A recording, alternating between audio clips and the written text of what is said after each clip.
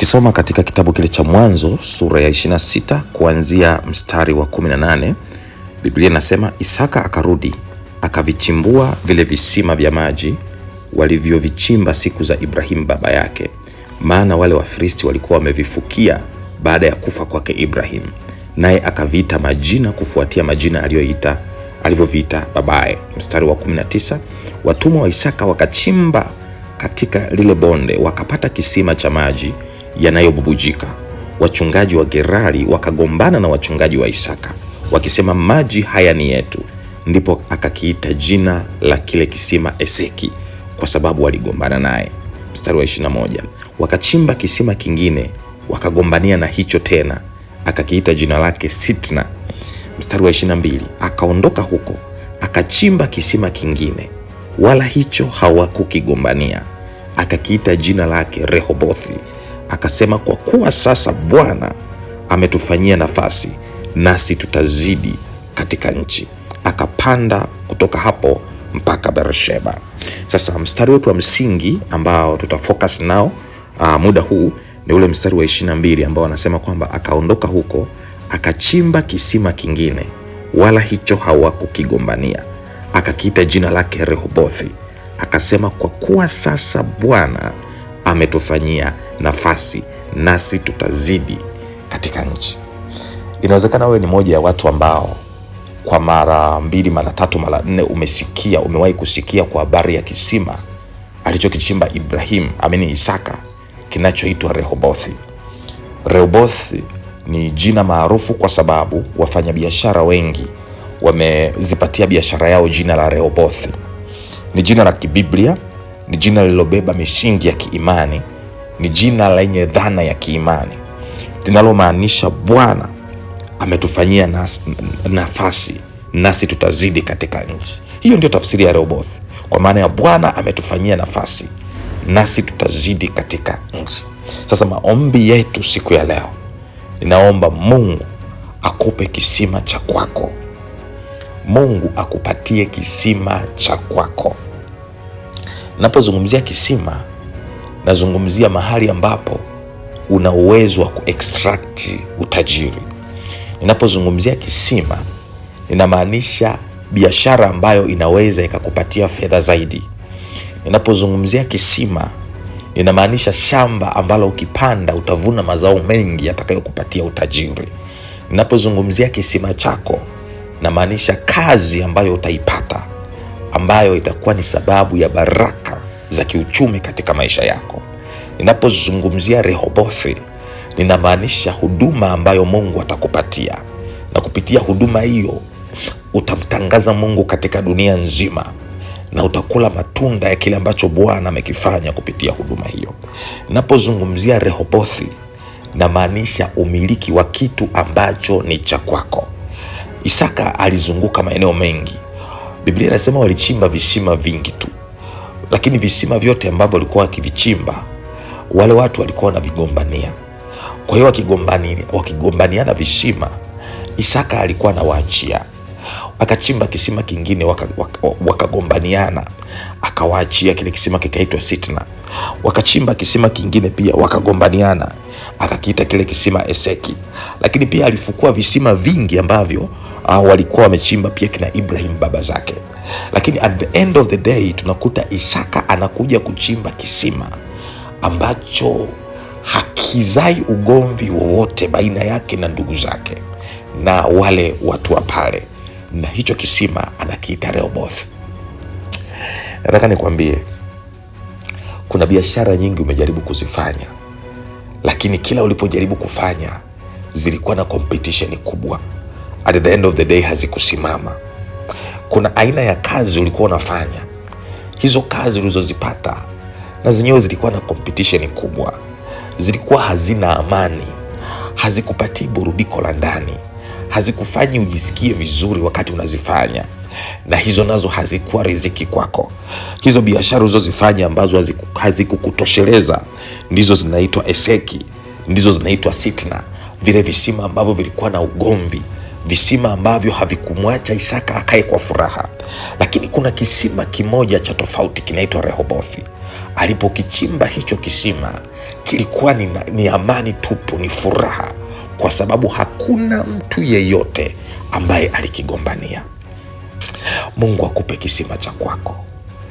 Mungu akupe kazi ya kwako ambayo utaifurahia. Mungu akupe mume wa kwako ambaye utamfurahia. Mungu akupe mke wa kwako ambaye utamfurahia. Mungu akupe biashara ya kwako ambayo utaifurahia. Mungu akupe startup ya kwako ambayo utaifurahia. Mungu akupe huduma yako ambayo utaifurahia. Hautagombana na watu wengine, lakini itakuwa ni amani.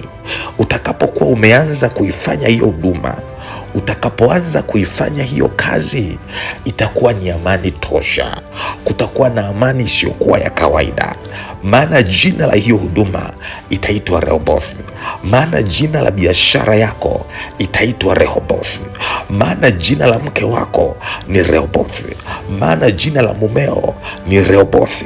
Maana Bwana amekufanyia nafasi.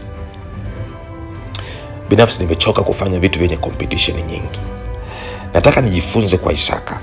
Alipokuwa anachimba vile visima alafu anagombana, alikuwa anawaachia. Natamani yawe maisha yako, kutamani Mungu akupe kitu kilicho cha kwako, kitu kilicho sahihi. Rehoboth kilikuwa ni kisima sahihi kwa Isaka. Rehoboth kilikuwa ni kisima sahihi cha Isaka. Na mimi nakuombea kwa jina la Yesu, Mungu akupe Rehoboth yako. Mungu akupe biashara ya Rehoboth yako. Mungu akupe elimu ya Rehoboth yako. Mungu akupatie mke wa Rehoboth wako. Mungu akupatie mume wa Rehoboth wako. Mungu akupatie kazi ya Rehoboth wako. Mungu akupe biashara ya Rehoboth wako.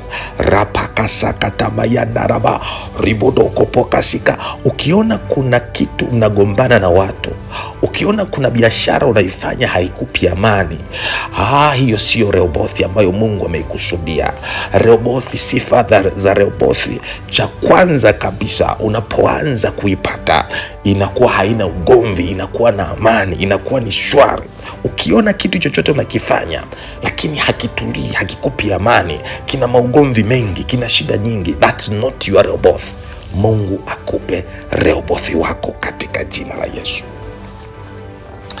God is very good. Ana uwezo wa kukupa kilicho cha kwako. Ana uwezo wa kukupatia mume ambaye ni wa kwako binafsi. Ana uwezo wa kukupatia mke ambaye ni wa kwako. Mungu anao uwezo wa kukupatia watoto wa kwako. Mungu anao uwezo wa kukupatia biashara ya kwako. Mungu anao uwezo wa kukupatia kazi ya kwako. Mungu anao uwezo wa kukupatia shamba la kwako.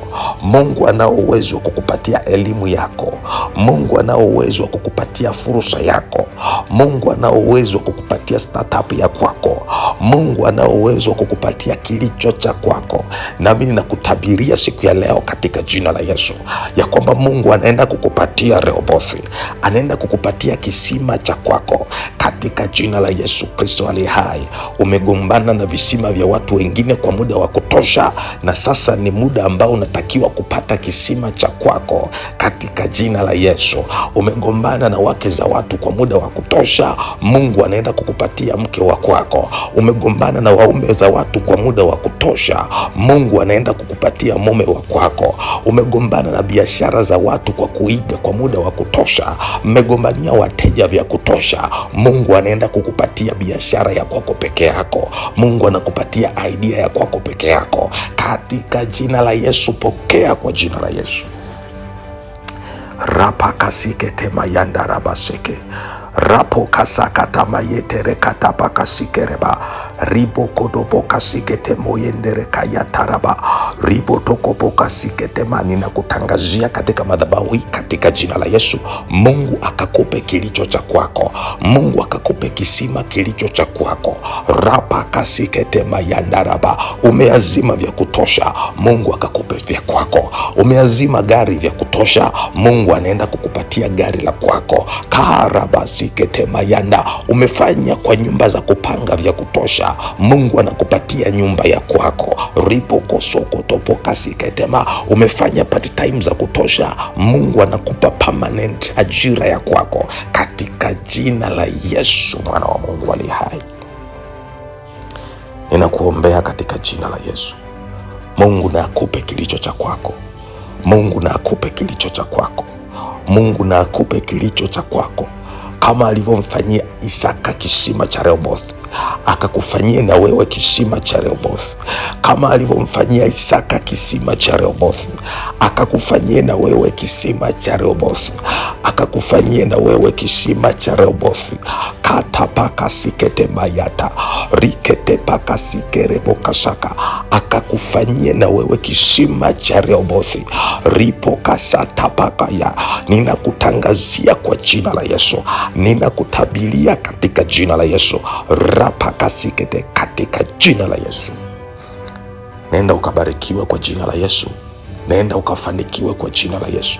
Mungu akufanyie kisima cha kwako katika jina la Yesu mwana wa Mungu aliye hai. Siku yako imebarikiwa kwa jina la Yesu. Amen. Amen.